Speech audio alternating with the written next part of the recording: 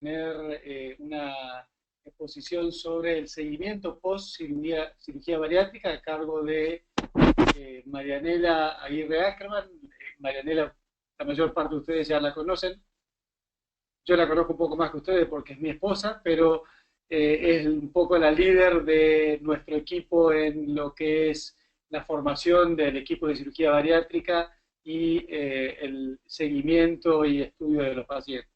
Así que yo los dejo con Marianela para que hablemos estos 45, 50 minutos sobre este tema. Vamos a ver.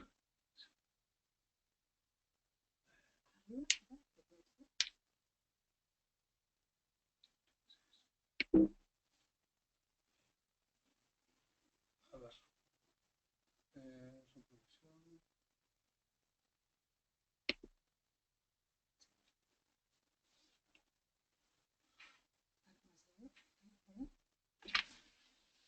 Bueno, hola a todos. En todas estas clases previas estuvimos viendo, la verdad es que un montón de aspectos relacionados con la cirugía, desde la indicación, desde cuál debe ser la selección de los pacientes, cuáles son los mecanismos, estuvimos viendo cómo manejarnos en los pacientes cuando tienen complicaciones. Y hoy vamos a ver una parte que me parece sumamente importante que la sepa no solamente el médico clínico que hace el manejo postquirúrgico, sino también el licenciado en nutrición, el cirujano, el equipo interdisciplinario, el psicólogo, ya que tenemos que hablar, como siempre decimos, el mismo idioma, y de eso se trata la interdisciplina, de salir de compartimentos estancos y de poder saber qué pasa con nuestro paciente en todas las áreas que hacen a la preparación y al seguimiento del paciente. Recordemos que estamos hablando de pacientes que son no solamente pacientes con exceso calórico, sino también pacientes que tienen una inadecuada malnutrición, una nutrición desbalanceada y también una obesidad desde el punto de vista del exceso en calorías. Solamente un slide para recordar que este paciente, previo a la cirugía, si es que el paciente tiene diabetes, tenemos que tener un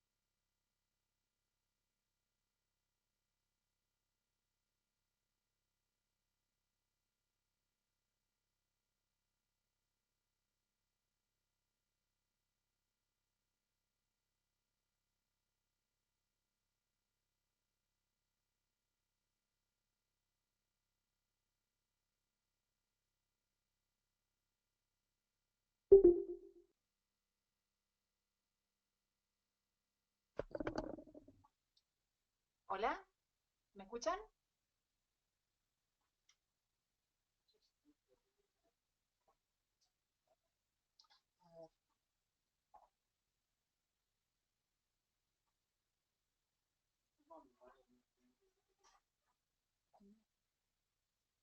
Estoy tratando de poner...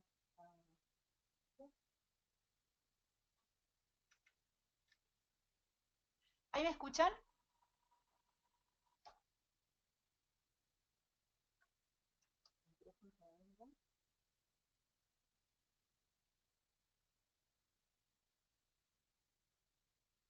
Perfecto.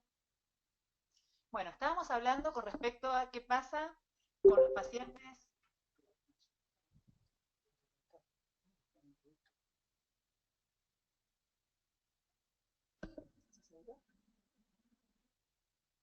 Bueno, entonces, ¿cuánto te entera?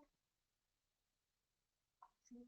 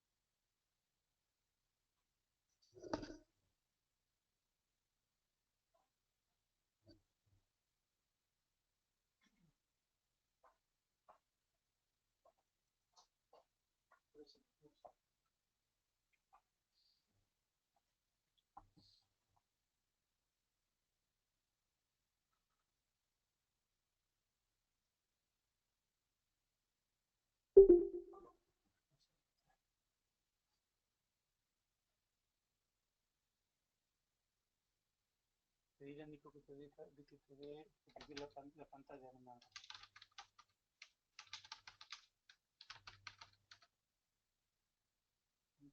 ¿Mm?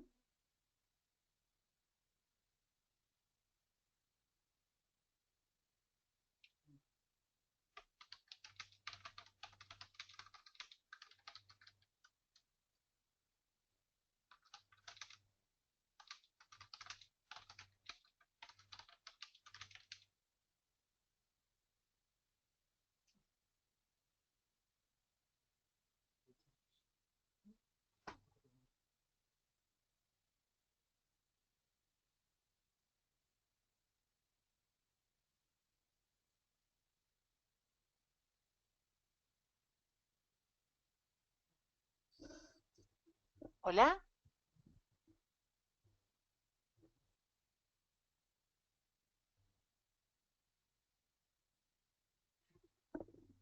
Perfecto. Bueno, continuamos con, disculpas por los inconvenientes técnicos, pero estaba con mala señal en la computadora, no tenía la presentación. Decíamos que es muy importante que cuando el paciente tiene diabetes previo a la cirugía, tengamos especial cuidado en el manejo de la medicación en esas 2 semanas previas, ya que tenemos riesgo de hacer hipoglucemias. Muchas veces tenemos que inclusive suspender la medicación, pero es muy importante tener un manejo muy cercano con el equipo clínico en el prequirúrgico, ya que estos pacientes muchas veces vienen de largo tiempo de preparación y no siempre están cerca desde el punto de vista clínico en la última parte. Entonces, aprovechando con la dieta líquida, hacemos un ajuste en la medicación para tratar de llegar en las mejores condiciones posibles, si es posible en glucemias preprandiales alrededor de 110 y en glucemias postprandiales alrededor de 180 como máximo. ¿Qué pasa con los cuidados en los primeros días post cirugía? Es muy importante tener en cuenta que estos pacientes, tanto en técnicas restrictivas como malabsortivas, pueden tener complicaciones cardiovasculares, por los que tenemos que tener un monitoreo muy cercano en las primeras 24 horas. También tenemos que tener en cuenta que a lo mejor estos pacientes necesiten postquirúrgico, oxígeno y CPAP, sobre todo el CPAP se han utilizado previamente, se ha sido identificada una apnea del sueño moderada severa. La producción alimentaria la hacemos, por supuesto, según protocolo. Aprovechamos estos primeros 5 días para comenzar con la educación alimentaria. Al alta comenzamos con multivitamínicos y minerales. Ahora vamos a ver en forma más detallada cuáles son los que utilizamos. En líneas generales es importante utilizar citrato de calcio, utilizar vitamina D, utilizar vitamina B12, por supuesto que usamos un multivitamínico, pero los multivitamínicos no tienen las cantidades adecuadas ni de citrato de calcio, ni de vitamina D, ni de B12, por lo cual estas vitaminas tenemos que darlos y minerales tenemos que darlos en forma separada. No es fácil alcanzar la hidratación de 1500 mililitros por día, pero tenemos que tratar de que sea nuestro objetivo mínimo. Tenemos que hacer un monitoreo de los primeros días, sobre todo muy cercano en el monitoreo glucémico en pacientes con diabetes, ya que algunos pueden requerir terapia con insulina rápida o ultra rápida para manejar los controles, pero en líneas generales estos pacientes pueden quedar inicialmente sin medicación o apoyarnos con metformina como medicación adicional. Es muy importante la profilaxis de trombosis venosa profunda, por supuesto que con heparina de bajo peso, y también hacemos profilaxis con el vendaje en forma estandarizada. Si el paciente está inestable, si está taquicárdico, taquipneico, por supuesto que hay que hacer pesquisa de una posible complicación de trombosis, tromboembolismo pulmonar o de una fístula. Y es muy importante entonces el seguimiento en estos primeros 5 días cercano del paciente, pero también es importante que el paciente al alta ya comience también con los multivitamínicos si viene bien en la evolución postquirúrgica. Vamos a ver el postoperatorio a partir del 5.º día postcirugía. Esta es la propuesta de la Sociedad Americana de Cirugía Bariátrica y Metabólica con respecto a cuál debe ser el seguimiento en cuanto a visitas. En general nosotros en Argentina, y bueno, pueden contarlos de nuestros colegas de Latinoamérica cómo es su seguimiento, tenemos un seguimiento que es un poco más cercano al que ellos proponen. Ellos hablan de una visita al primer mes, al tercer mes, al sexto y al mes número 12. Nosotros en general, esas son las visitas que programamos con el médico clínico, pero las visitas con el equipo nutricional y el equipo psicológico son más cercanas, ya que recordamos que el objetivo de la cirugía no es que el paciente baje de peso, sino que el objetivo de la cirugía es que el paciente cambie sus hábitos, y en esto sabemos que más frecuente es mejor. ¿Para qué son las visitas postquirúrgicas? Principalmente necesitamos, por supuesto, monitorear la pérdida de peso, ya que lo que buscamos es la mejor pérdida de peso, que no siempre es la mayor pérdida de peso, sino que tenemos que ir viendo que este paciente pueda cubrir sus necesidades nutricionales, no así, por supuesto, las calóricas, porque lo que buscamos es que haga un balance calórico negativo, pero es importante este monitoreo para que el paciente vaya perdiendo en forma adecuada peso, y por supuesto que tenemos que ver que no sea en forma excesiva, ya que eso podría indicarnos que el paciente tiene, por ejemplo, una estenosis, por la cual puede estar comiendo a lo mejor muy poco, o puede haber tenido algún tipo de complicación que altere esta pérdida de peso. En cuanto al laboratorio, es muy importante medir el perfil de hierro, sobre todo en pacientes, recordemos que son pacientes que vienen muchas veces con déficit previos a la cirugía, por lo tanto necesitamos medir este perfil en el postquirúrgico. Tratamos de evitar los DAINES y si es necesario utilizarlos por vía sublingual o también, por supuesto, por vía intramuscular u otras vías para tratar de evitar tener complicaciones postquirúrgicas. El ajuste de la medicación es toda una controversia. Realmente es una controversia porque los pacientes vienen tomando previamente muchas veces gran cantidad de fármacos y sabemos que los pacientes con la cirugía mejoran, pero no se curan de la hipertensión, no se curan de la diabetes, no se curan de la dislipemia. Entonces digo que es una controversia porque en esa tenemos en cuenta determinados parámetros para ver en qué pacientes vamos a suspender la medicación, en qué pacientes vamos a reducir la medicación y en qué pacientes vamos a continuar con la medicación. Es importante evaluar la profilaxis de gota, sobre todo en pacientes que han tenido gota previa a la cirugía. Recordemos que si queremos evitar los DAINES, necesitamos hacer profilaxis de gota y en todo caso utilizar determinados fármacos para poder, por ejemplo, por otras vías, para poder tratar, si se tratan de pacientes que llegan a tener gota postquirúrgica. Y tenemos que también, decíamos, en cuanto a ajustar la medicación, evaluar la terapia antihipertensiva, la terapia antilipídica y monitorear, además de la adherencia a la pérdida de peso, monitorear la adherencia a las recomendaciones de actividad física, ya que, como les decimos muchas veces a los pacientes, no conocemos ningún paciente exitoso que no adhiera a la actividad física, por lo tanto hacemos realmente mucho hincapié en esto, en evaluar las barreras, tanto el psicólogo, el nutricionista, el clínico, evaluar qué barreras tiene el paciente, que no siempre son barreras físicas, para que pueda adherir a la actividad física y así tener mayor éxito en la pérdida de peso. Marianela, Jorge Marlón Jiménez pregunta, ¿cuándo inician tolerancia a la dieta después de o de acuerdo a cada técnica quirúrgica? Bueno, en realidad los pacientes, como ustedes saben, están las primeras 24 horas sí o sí con una vía venosa para su hidratación. Aproximadamente a las 24 horas se comienza con tolerancia oral. Nosotros comenzamos en general con cubitos de hielo para que el paciente pueda ir probando la tolerancia que los mantenga en la boca y así poder ver su tolerancia a los líquidos. Si los tolera bien, posteriormente comenzamos con sorbos de agua y con una dieta líquida clara, con té y con caldo, mientras vemos la tolerancia, cuando el paciente vemos que ya tiene una buena tolerancia a los líquidos, recién retiramos la vía venosa y no antes, es decir, no retiramos primero la vía y después probamos tolerancia, sino exactamente al revés. Es importante evaluar grupos de soporte. Vamos a ver un poco más ahora la salud ósea, así que pasamos esta recomendación de cuándo hacer densitometría ósea, lo vamos a ver enseguida. Y todas las vitaminas y minerales, hay controversia también cuándo pedirla y vamos a verlo también eso en detalle. En los pacientes con diabetes, luego de la cirugía, debemos implementar un control glucémico estricto durante la internación, debemos discontinuar, eso está completamente acordado, las drogas secretagogas, las sulfonilureas. En todo caso podríamos utilizar insulina en monitoreo ajustado.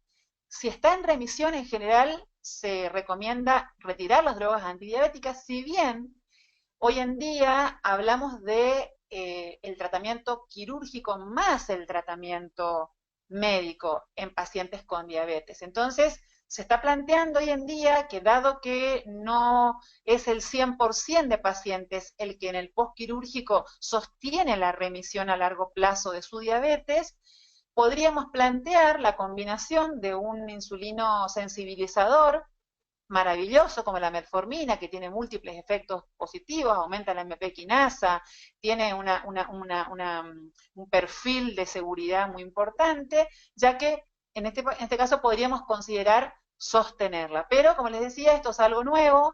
En líneas generales lo que hacemos con los pacientes si tienen buenas glucemias es suspender la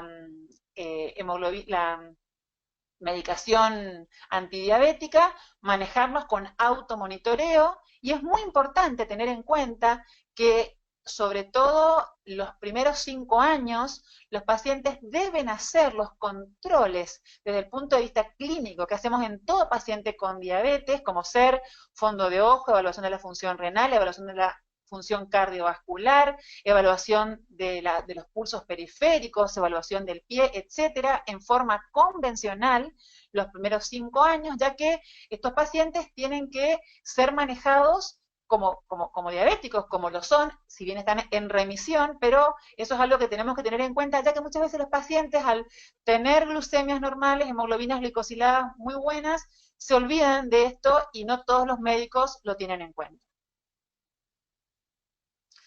También es importante recordar, desde el punto de vista respiratorio, la profilaxis para trombosis venosa profunda, los dispositivos de compresión secuencial son sumamente importantes, y por supuesto la deambulación temprana, que es algo que ayuda mucho a que los pacientes reduzcan de esta manera el riesgo de complicaciones. Bueno, habíamos hablado también de la necesidad a veces de utilizar el CPAP postoperatorio cuando está clínicamente indicado.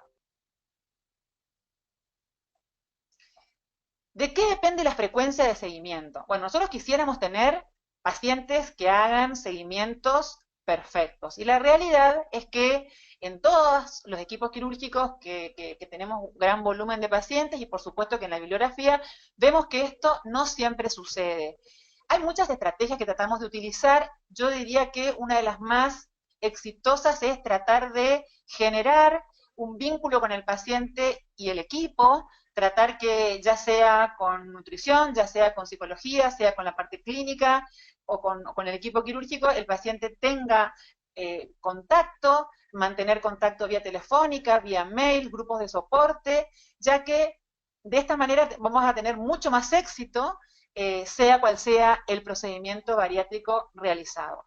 Y por supuesto que va a depender también de qué comorbilidades tenía este paciente previamente para ver una frecuencia de seguimiento quizás mayor. Por ejemplo, un paciente que es crónicamente anémico probablemente va a tener un seguimiento de su perfil de hierro más frecuente, un paciente diabético también va a tener un seguimiento quizás un poco más frecuente.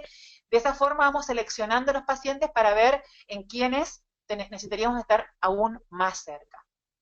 Desde el punto de vista del manejo metabólico, nosotros recomendamos en los pacientes con diabetes que tengan una hemoglobina de 7 o menor, glucemias de ayunas menores a 110 y glucemias de menos de 180.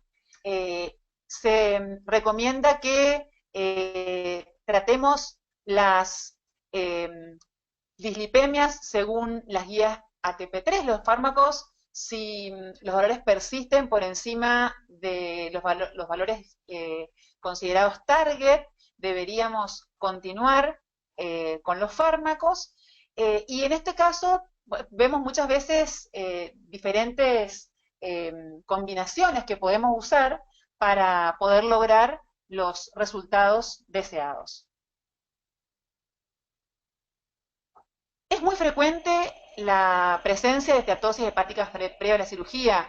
Hace poco, por si no lo leyeron, salió un artículo en el que hablaba de que el 25% de los adultos del mundo tiene esteatosis hepática, y si hablamos de pacientes obesos, como vemos en el slide, el 80% tiene esteatosis previa a la cirugía.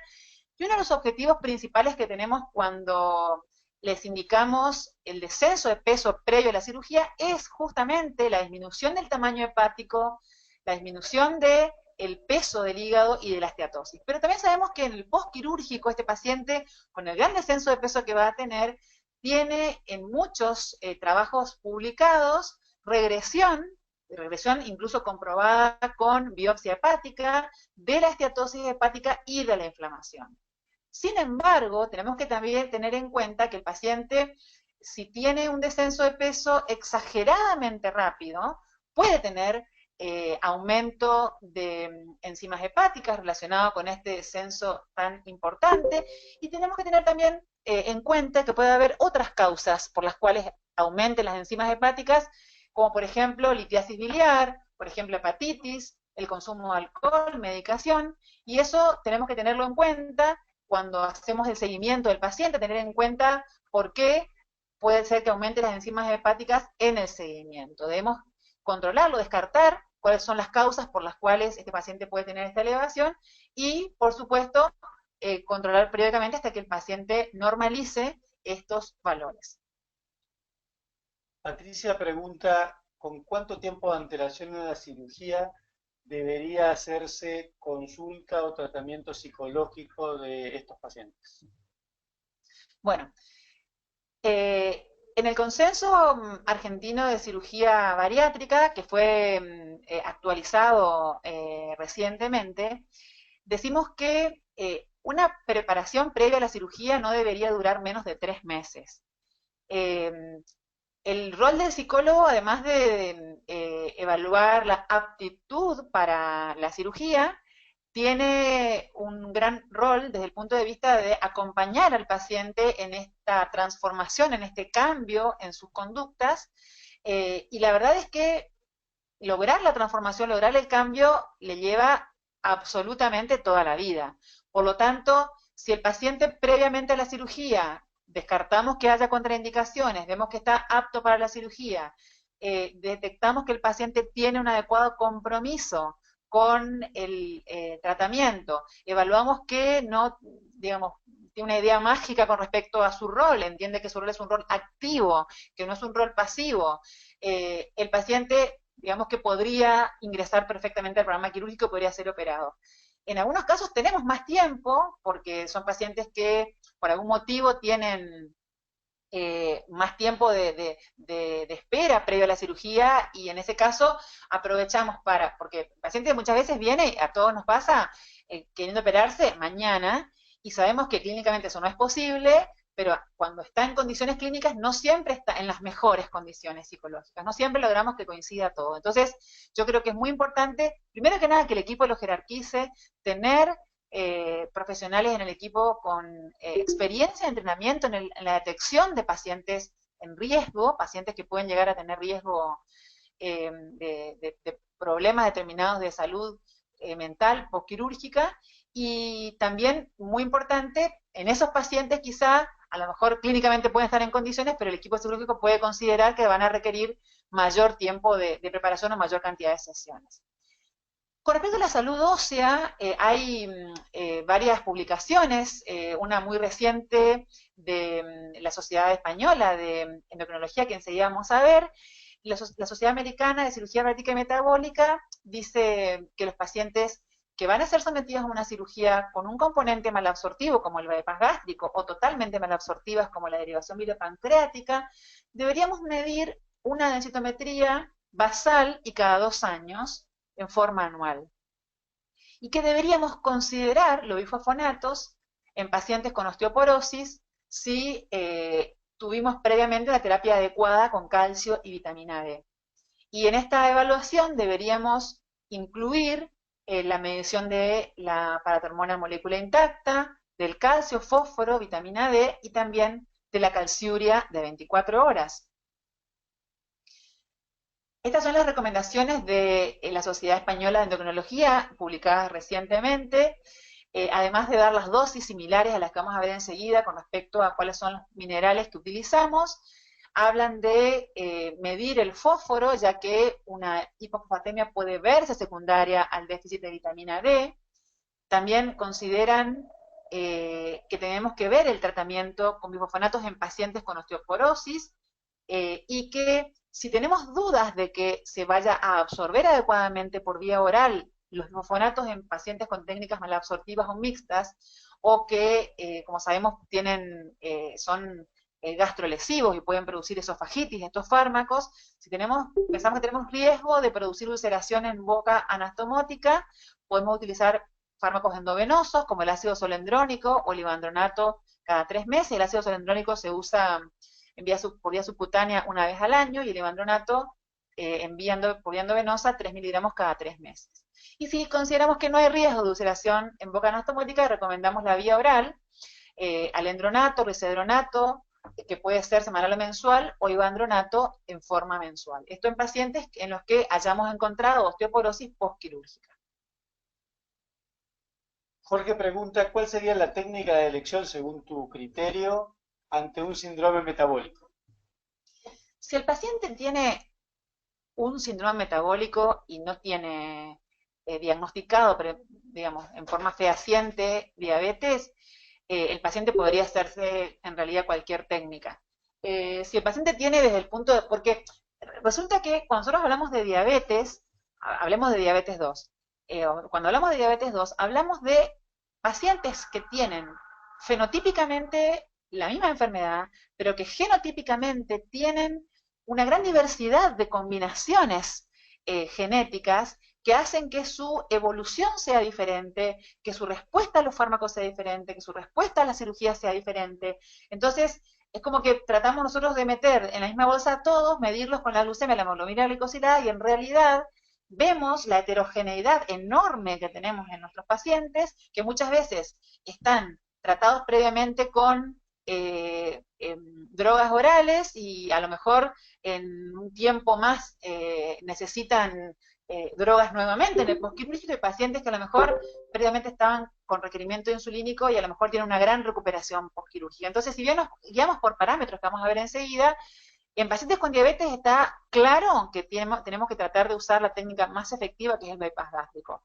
En pacientes con síndrome metabólico, que aún, digamos, tienen un adecuado manejo glucémico, si bien el síndrome metabólico se caracteriza por una disglucemia, pero aún no la presencia de diabetes tipo 2, podríamos utilizar en realidad cualquier técnica quirúrgica y podríamos utilizar perfectamente una técnica restrictiva.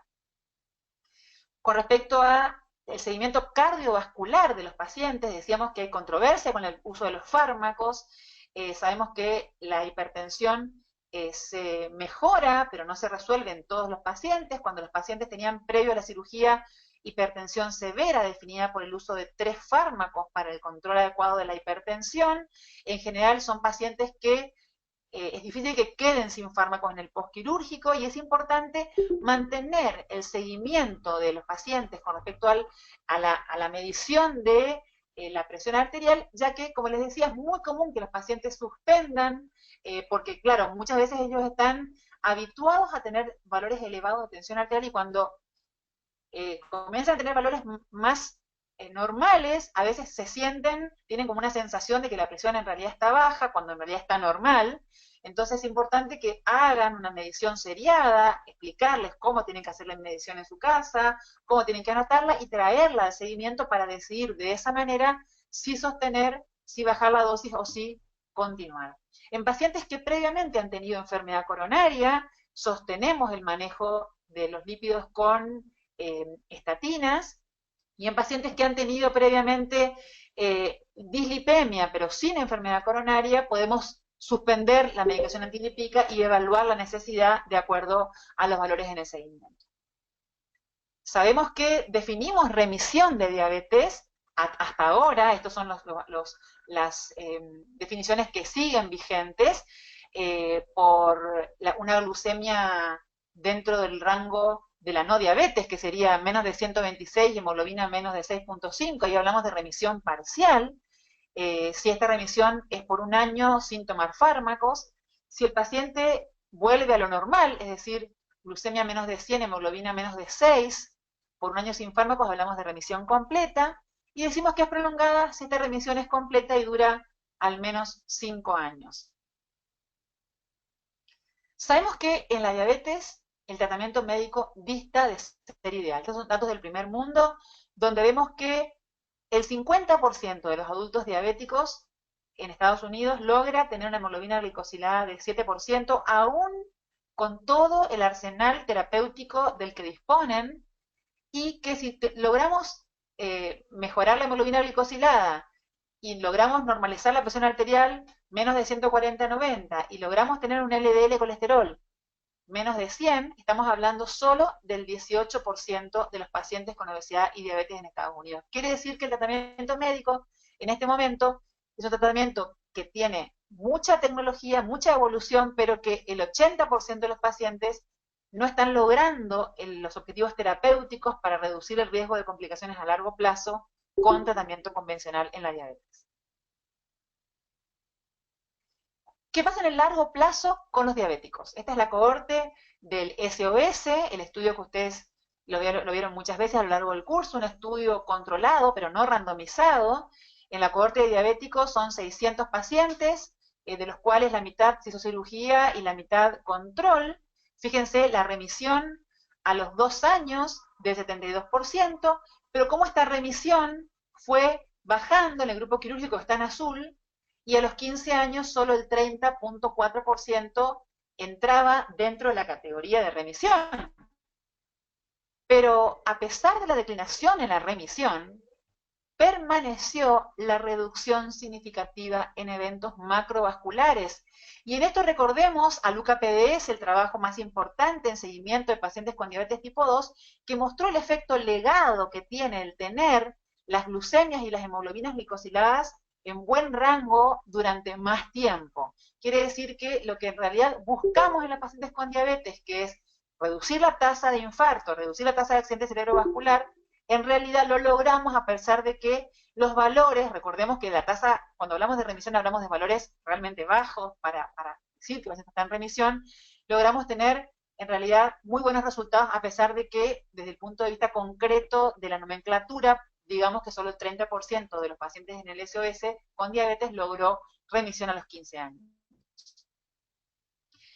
Y este trabajo es uno de los más importantes, el que no lo leyó, la verdad que se lo recomiendo, es un metaanálisis de 11 estudios que en total engloba casi 800 pacientes, son 11 estudios randomizados controlados que compararon la remisión entre el tratamiento médico y el tratamiento quirúrgico, y fíjense cómo claramente el riesgo relativo de remisión con cirugía bariátrica es 22 veces mayor que con tratamiento convencional en este estudio, como les digo, muy bueno, con un seguimiento, con estudios de randomizados controlados con seguimiento mínimo de 6 meses, pero en promedio tenían seguimiento de 1 a 2 años.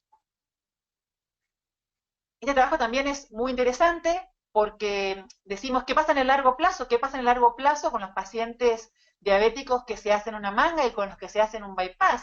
Fíjense, los que se hacen, acá tenemos el objetivo de la ADA de 7 de hemoglobina glicosilada, remisión parcial 6.5 y completo de 6, y fíjense cómo el bypass gástrico logra mucha más remisión, acá tenemos un seguimiento de 6 años, con este N de pacientes, de 200 pacientes, y vean qué pasa con los pacientes con manga gástrica, con la hemoglobina glicosilada, y qué pasa con los pacientes con manga gástrica, banda, manga y bypass. Stacy Brettauer encontró en este trabajo también muy importante, muy bueno, que los factores de remisión prolongada en diabetes fueron operarse con pocos años de diabetes, menos de 5 años, tener más descenso de peso con la técnica quirúrgica y elegir un bypass gástrico versus una manga gástrica. Y aquellos pacientes que en 6 años tuvieron recurrencia de diabetes, tuvieron mayor duración de diabetes, menor descenso de peso y mayor reganancia de peso. Como cosa importante a tener en cuenta a la hora de ver qué utilizar para tener los mejores resultados en este grupo de pacientes. Sabemos entonces que tenemos mejores resultados si son seleccionados los pacientes más apropiados, pero ¿qué pacientes derivados a cirugía bariátrica? Los que están trabajando en este momento en equipos quirúrgicos, ¿qué paciente les llega para cirugía bariátrica? Con respecto al paciente con diabetes, esta es la escala. Los pacientes comienzan con dieta de ejercicio, les damos un fármaco, 2 a 3 fármacos, insulina con fármacos, múltiples dosis de insulina. Y sabemos que el paciente tiene mayor posibilidad de remisión cuando está aquí, dieta de ejercicio, y menor posibilidad de remisión cuando está aquí, insulina más fármacos o múltiples dosis de insulina. Sin embargo, tanto la disposición del paciente como la indicación del diabetólogo son mucho mayores aquí, cuando el paciente tiene menor efectividad quirúrgica, que aquí, cuando el paciente tiene mucha más posibilidad de remisión.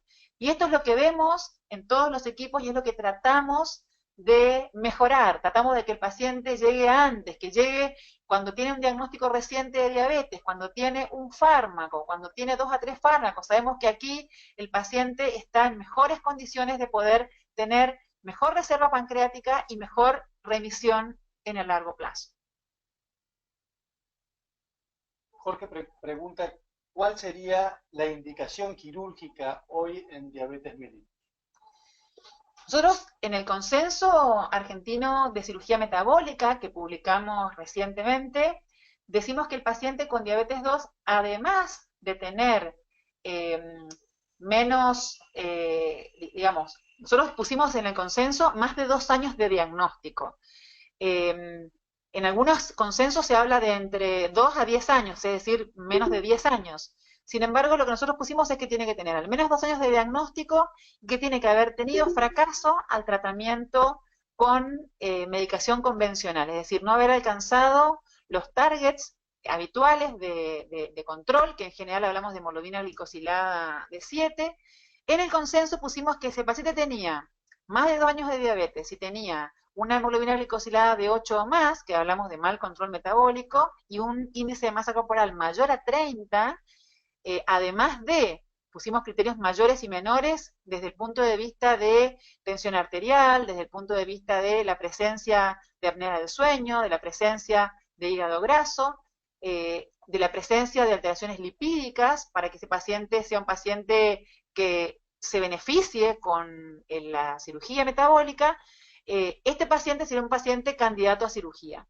En el consenso argentino pusimos un IMC mayor a 30, porque justamente es un consenso de cirugía metabólica, hablamos de pacientes no con indicación bariátrica, que es más de 35, sino con indicación metabólica de menos de 35.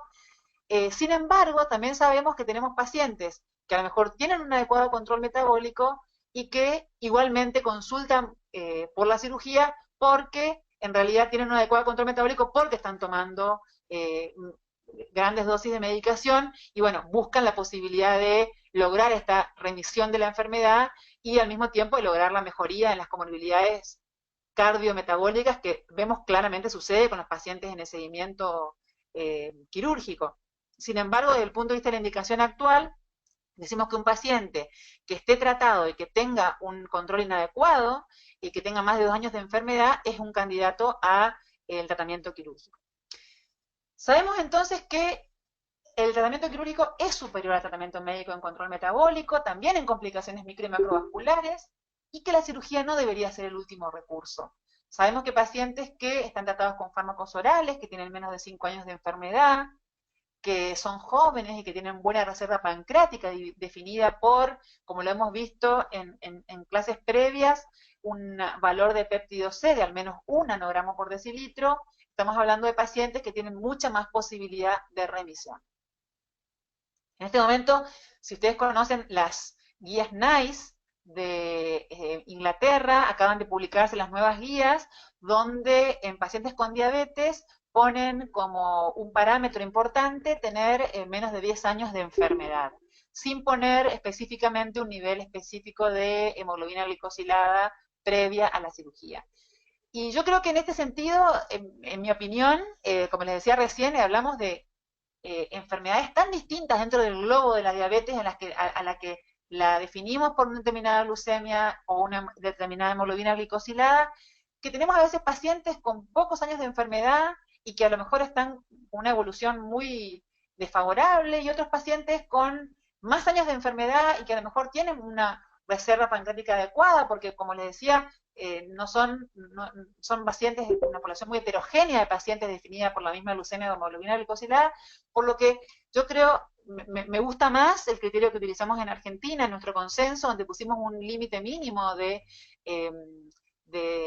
tiempo de diagnóstico, como para que el paciente tenga un tiempo, 2 años, de ver qué pasa con el tratamiento convencional, pero no un límite máximo, ya que el criterio clínico va a decidir si todavía el paciente puede beneficiarse con la cirugía aunque hayan pasado más de 10 años del diagnóstico. Vamos a ver cómo es el manejo de la prevención de deficiencias nutricionales en el postquirúrgico y cómo hacemos la suplementación vitamínico-mineral. Sabemos que es importante la evaluación de micronutrientes porque estamos hablando de sujetos con exceso calórico, pero que muchas veces tienen déficit de micronutrientes previos a la cirugía. Vamos a ver cuáles son esos déficits. Sabemos que los nutrientes se absorben, por ejemplo, vemos aquí en el duodeno, zona donde excluimos cuando hacemos un bypass gástrico, zona donde se absorbe en forma importante el hierro, fíjense, donde se absorbe el calcio, donde se absorbe la tiamina, obviamente que también se absorben en otros lugares, no solamente aquí, pero tenemos una serie de nutrientes que se absorben en este lugar que queda excluido y que además de tener estas riesgos, también sabemos que la disminución de la acidez gástrica, que se ve no solo en las técnicas malabsortivas, sino también en las técnicas restrictivas por la disminución de la cantidad de ácido producido, también aumentan las posibilidades de que tengamos déficit de estos nutrientes. Por lo tanto, es importante recordar los sitios de absorción para recordar por qué tenemos que medir y suplementar en el postquirúrgico para evitar estas deficiencias. ¿Qué pasa con pacientes que tienen disminución del reservorio gástrico? Fíjense, van a tener, por lo tanto, menos factor intrínseco, lo cual va a aumentar el riesgo de tener déficit de B12. Van a tener acloridria, esto hace que se absorba menos el hierro NOEM y riesgo de déficit de hierro. Menos secreción ácida, que va a hacer que tengan deficiencias en general y también déficit de B12 por mala absorción. Va a haber menos permanencia gástrica y una ingesta menor, que puede haber, por lo tanto, déficits en general.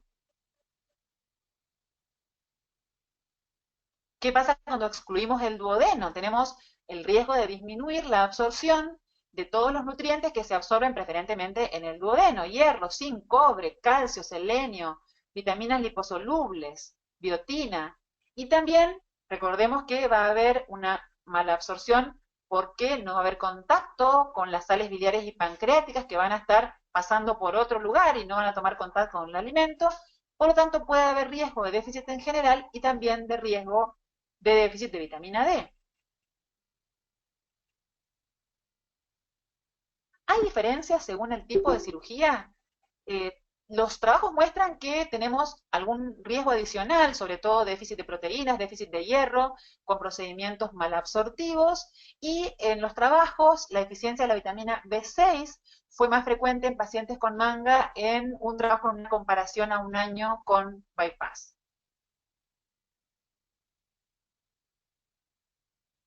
Esta es uno de los, hay muchas publicaciones, pero esta es una de las publicaciones que me pareció interesante, donde vemos que si bien hay diferencias según el tipo de cirugía, hay muchas deficiencias no encontradas, aún no detectadas, no buscadas. Entonces, busquemos probable deficiencia de hierro, de B12 y de D. Vemos aquí que tenemos, sobre todo, les decía, puede haber más riesgo en cirugías malabsortivas de hierro, pero es importante tener en cuenta que estas deficiencias, para poder encontrarlas, tenemos que buscarlas. ¿Cómo es la suplementación que hacemos en los pacientes post cirugía bariátrica? Primero, recordemos, y es una pregunta que hacen los pacientes en forma muy frecuente, la suplementación debe ser de por vida y no podemos decir otra cosa porque no tenemos evidencia de que en algún momento esto se pueda suspender. Dependiendo de las comorbilidades de cada paciente, esto podría requerir ajustes adicionales. Tratamos de elegir dentro de las posibilidades, depende de lo que tenemos disponible, por supuesto, en cada país, suplementos líquidos o masticables. Tratamos de, en Argentina, combinar multivitamínicos, ya que no tenemos ninguno que cubra las especificaciones que se determinan internacionalmente, y se dice que tanto bypass como manga gástrica deben cubrir el 200% de la suplementación del requerimiento diario y el 100% se debe cubrir en banda gástrica. Y el esquema que vamos a proponer solo cubre la prevención de las deficiencias, pero no cubre el tratamiento de déficits específicos que pueden ocurrir aún con la suplementación adecuada. También dijimos en el consenso que hicimos de cirugía metabólica que el monitoreo de rutina se recomienda después de todos los procedimientos de cirugía y tanto en la bariátrica como en la metabólica se respetan los lineamientos en cirugía metabólica propuestos para bypass gástrico. Hablamos de 2 multivitamínicos y minerales, cada uno debe contener hierro, fólico y tiamina. Vamos a ver enseguida las cantidades, pero en líneas generales podemos diferenciar si los pacientes han tenido déficits previos y diferenciar también mujeres menstruantes en los que a lo mejor tengamos que tener mayores cantidades de hierro elemental.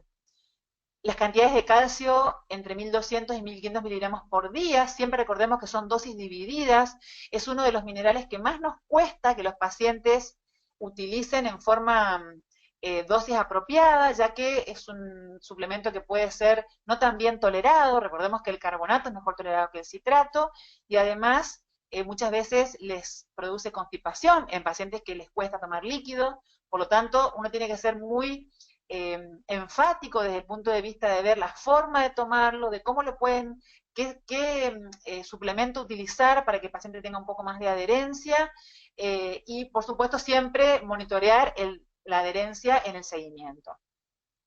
La ASMBS sugiere, y también lo sugiere la guía Aspen, al menos 3000 unidades de vitamina D o hasta alcanzar 30 nanogramos por decilitro, y la B12 según necesidad por vía sublingual o por vía intramuscular para mantener rangos normales de B12.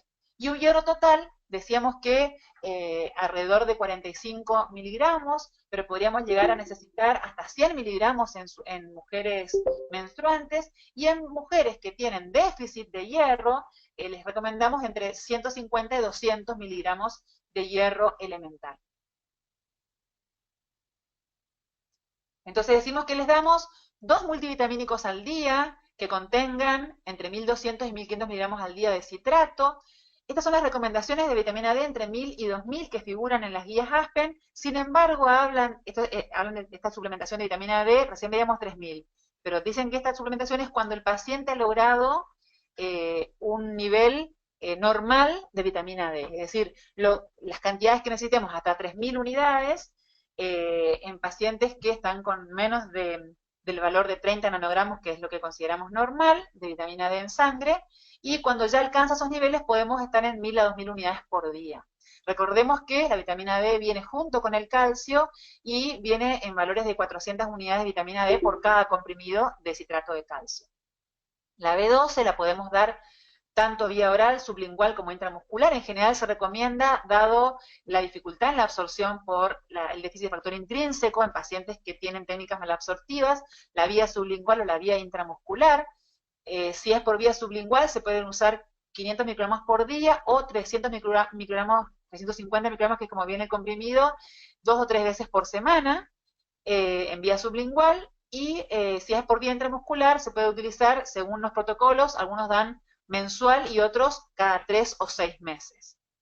El hierro que decíamos, podemos darlo en el multivitamínico, pero si no logramos las cantidades que necesitamos de hierro en el multivitamínico, hay algunos multivitamínicos que tienen muy poca cantidad de hierro, 10, 15 miligramos, necesitaríamos en ese caso utilizar hierro separado, en otro comprimido.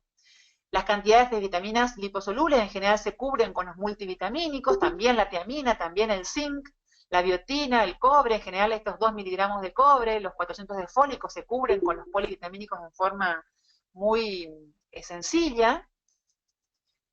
Lo que no es tan fácil de cubrir es que, no estaba en el slide anterior, es la cantidad de selenio. Vemos, y les pregunto si ustedes lo ven en forma habitual, pero vemos nosotros muy frecuentemente déficit de selenio en nuestros pacientes y que no siempre logramos cubrir las necesidades con los multivitamínicos. Con respecto al seguimiento, estas son las recomendaciones. Esto es como un compilado de las recomendaciones que tenemos en el Consenso Argentino de Cirugía Bariátrica, en las guías ASMBS y en las guías Aspen. Por supuesto que previamente tenemos que tener una evaluación completa. En pacientes en los cuales han tenido previamente anemia o pacientes que pueden tener a lo mejor una hidratación no tan importante, a veces recomendamos medir hemograma y ionograma en el primer mes. Si queremos tener una valoración nutricional un poco más cercana a una prealbúmina. a partir del tercer mes, según las guías ASPEN y según las guías ASMBS, deberíamos agregar ya la evaluación de algunas vitaminas específicas, como sobre todo en el bypass gástrico, la vitamina D, la B12, también la ferritina, y por supuesto medirlo a los 6 meses ya un control más profundo, midiendo calcio, midiendo paratormona, midiendo fósforo, magnesio, y mantener este control en forma anual. Además de lo que vimos recién, medimos en el perfil de hierro, medimos ferremia, ferritina, transferrina y la saturación de transferrina, y en las guías, sobre todo en las guías ASPEN, hablan de medir una tiamina en forma anual, en forma rutinaria, y por supuesto que sabemos que si los pacientes tienen en el postquirúrgico vómitos importantes, vómitos intratables, podemos aumentar el riesgo de tener déficit de tiamina, y en estos pacientes muchas veces tenemos que hacer una suplementación adicional antes de tener los controles de laboratorio. También se recomiendan el control de zinc, el control de selenio, el control de cobre. Vamos a ver enseguida un poco más de la densitometría ósea, y el calcio urinario, que utilizamos, por supuesto que previo a la cirugía, y utilizamos también en el sexto mes y en forma anual, para evaluar si las cantidades de calcio son adecuadas, porque recordemos que si nosotros nos pasamos con las cantidades de calcio, vamos a tener una hipercalciuria, y esa hipercalciuria va a hacer que nuestros pacientes tengan riesgo de hacer litiasis renal. Decimos entonces que la cirugía es el tratamiento más efectivo en pacientes con obesidad moderada severa. Sabemos, lo vimos en clases previas, que la cirugía disminuye la mortalidad de estos pacientes en un 30 o un 40%, que mejora o resuelve las comorbilidades de la obesidad. Y también sabemos que el seguimiento médico, nutricional, psicológico logra las mayores tasas de éxito terapéutico. Y creo que es muy importante entender que el entrenamiento en el manejo de los pacientes bariátricos no es exclusivo de los médicos que integramos los equipos de cirugía bariátrica. Creo que cada vez más tenemos pacientes que son manejados por clínicos, por diabetólogos, por endocrinólogos. Eso está muy bien, ya que cuanto más se familiarice el médico general, el médico clínico con las técnicas, vamos a tener mejores condiciones desde el punto de vista de la indicación de los pacientes y también del manejo. Y esto creo que es algo en lo que tenemos que trabajar todos los que estamos en equipos interdisciplinarios y sobre todo los que estamos en docencia. Para contarles un ejemplo de esto, ahora en el Congreso Argentino de Nutrición, que se hace en noviembre, tengo que dar una charla que se llama Seguimiento de pacientes bariátricos para no especialistas, ¿no? Para aquellos profesionales que a lo mejor no están tan familiarizados como nosotros con el manejo de los pacientes. Y creo que en esto nos tenemos que detener. Los que más tenemos que estar familiarizados somos los que integramos los equipos, pero tenemos que extender esto y hacer que los profesionales que están manejando pacientes obesos también se familiaricen para que se sientan más cómodos en la indicación y en el seguimiento. Decimos entonces también, para terminar, que es preciso el monitoreo de micronutrientes a largo plazo, que a pesar de que sabemos la prevalencia diferente en diferentes poblaciones de las deficiencias, no hay un consenso universal acerca de las dosis, por eso les mostré un compilado de los consensos más importantes para suplementar al paciente. Es fundamental la suplementación y el énfasis tenemos que darlo los equipos quirúrgicos. Y también sabemos que muchas veces los politónicos que disponemos no son suficientes y en estos pacientes vamos a necesitar emplear suplementos específicos. Bueno, muchas gracias por su atención y bueno, quedo a disposición para alguna pregunta que tengan al respecto.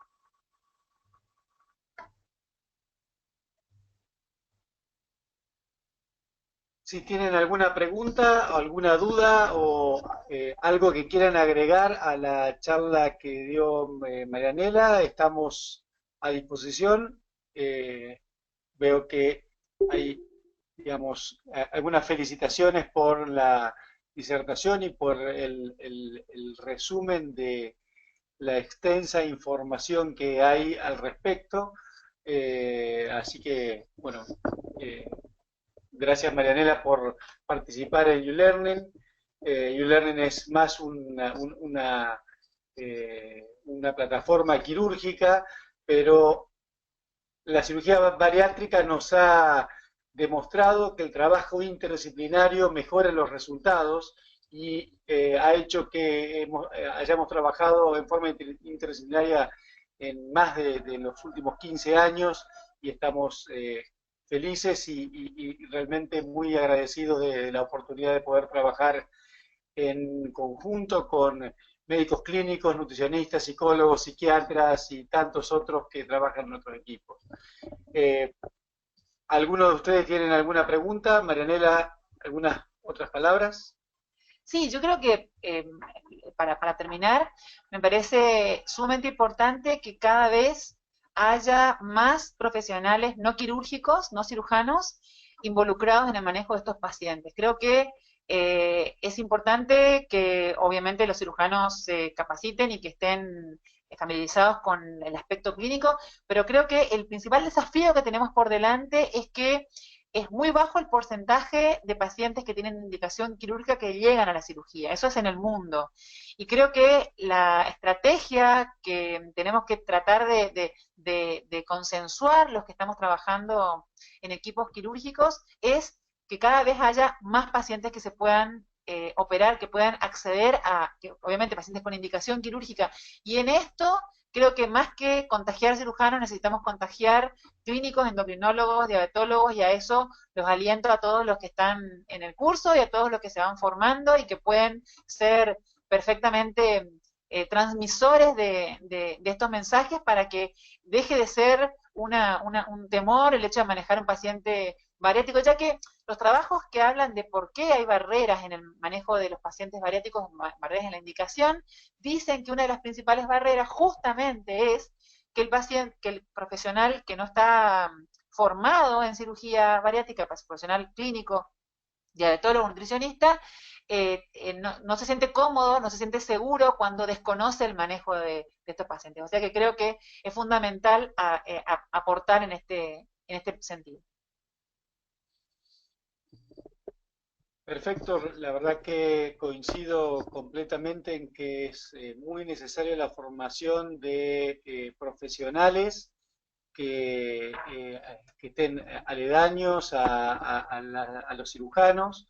Y es importante también que los cirujanos entendamos de que necesitamos el manejo clínico, nutricional, psicológico alrededor nuestro, porque sin duda que esto mejora los resultados.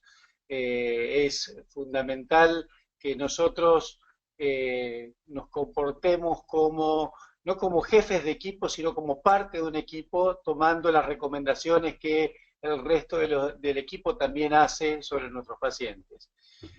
Si no hay más preguntas, vamos a dar por culminada la clase de hoy y los esperamos el próximo jueves a las 19 horas, también en la plataforma de YouLearning, en el curso de cirugía bariátrica metabólica. Muchas gracias a todos por participar esta noche con YouLearning del curso de cirugía bariátrica y metabólica. Buenas noches. Gracias, Marianela. Chao.